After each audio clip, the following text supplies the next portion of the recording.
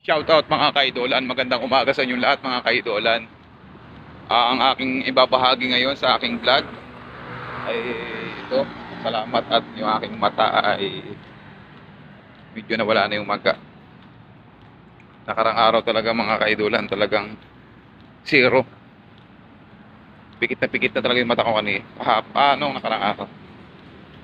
Ayan, magandang umaga sa inyo. Aba, salamat oh, may ilaw na dito, oh, maliwanag na. Maliwanag na ito mga kaidolan, no? Maliwanag na. Nakaraang linggo, buwan, madilim dito eh. Maliwanag na oh. So yun, ang problema dito sa atin, dito sa Pilipinas, mga kaidola,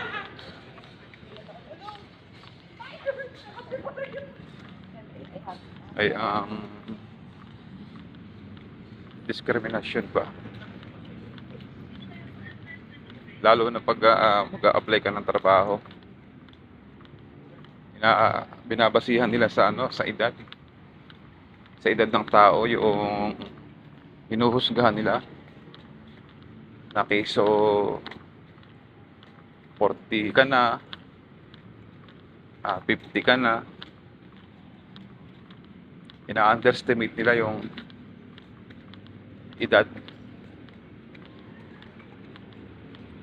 Sir, good morning sir. Diskriminasyon ba? Porket patanda na, sinasabihan nila na mabagal, trabaho hindi kayang gawin ng tama,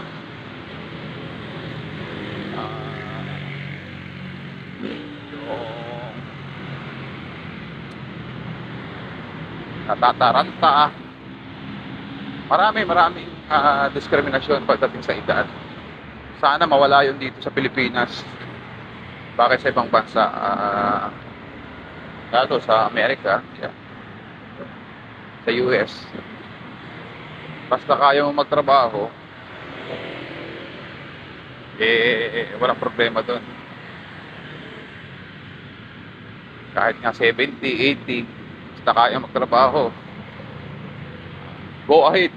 O di ba? English. Dito ang problema dito sa Pilipinas eh. Mag-apply ka ng trabaho, ang edad mo ay past 40 ka na or 50 na ang edad mo. Hindi ka natatanggapin dito eh sa Pilipinas. Ina-underestimate nila yung edad ng tao. Hindi pa nga nagtatrabaho eh. Inuhusgahan agad nila yung kakayanan. Eh alam mo naman ugali ng mga Pilipino, lahat ng bagay, lahat ng trabaho ay kayang gawin. Basta